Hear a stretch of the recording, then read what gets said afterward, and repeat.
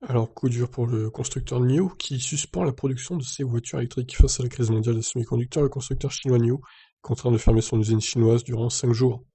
Pour ne pas subir les rumeurs et spéculations, NIO joue la transparence totale. Un communiqué de presse annonce l'arrêt prochain des lignes de production du constructeur. L'usine de Hefei, en Chine, n'assemblera aucune voiture du 29 au 2 avril. Du 29 mars au 2 avril, la cause est claire et nette.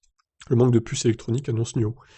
Alors ça va, si c'est que quelques jours de coupure, c'est pas la mort. Le constructeur chinois spécialiste de l'électrique a déjà estimé les dégâts. La baisse de production est estimée entre 500 et 1000 véhicules pour ce printemps. Aucun détail n'est donné entre les 3 modèles existants, les SUV ES6, EC6 et ES8.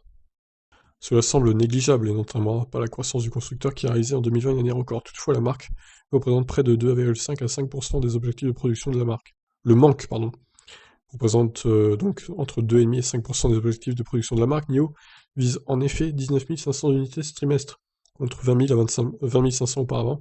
Suite à cette annonce, l'action en bourse a chuté de 4,8% et qui est donc à 36,13 $.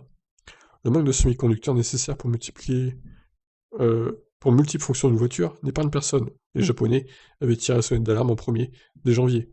Suivirent les Américains GM et Ford puis Renault. Le constructeur Losange a estimé devoir diminuer sa production de 100 000 véhicules cette année.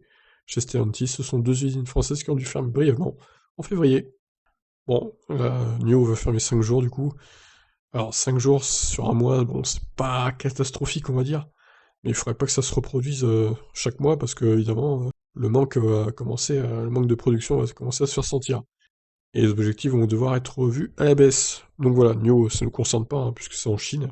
Mais évidemment, on a des constructeurs français qui sont concernés par ce manque de puces également. Donc voilà, je vous laisse réagir. Ciao.